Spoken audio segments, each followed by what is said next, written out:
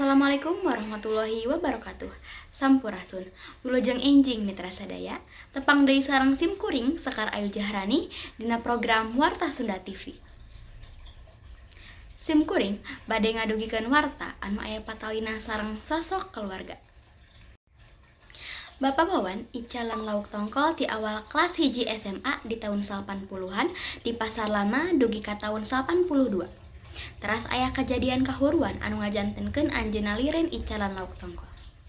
Anjeunna teras ngiring ka rerencangana icalan sagala rupi sapertos icalan raksukan murang kalih, lepis oge aksesoris pameget sapertos arloji, gesper, topi jeung sajabana.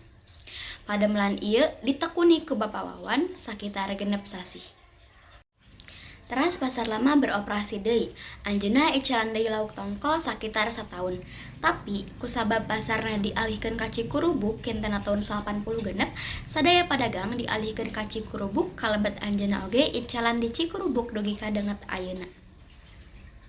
Saacana cita-cita Bapak Wawan hoyong janten auri, tapi kahalang ku ekonomi teras anjeunna yatim, janten anjeunna hirup peurih.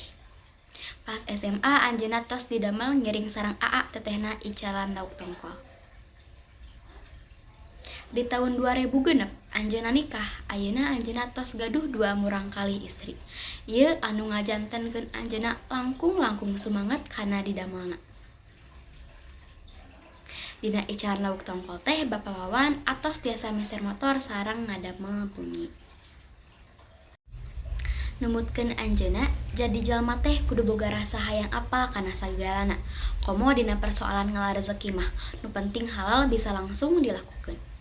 Peran Bapak teh penting pisan. Bapak boga 1000 alasan pikeun merjuangkeun kana kabeneran, oge nyingeraikeun kana sagala masalah anu dirandapi.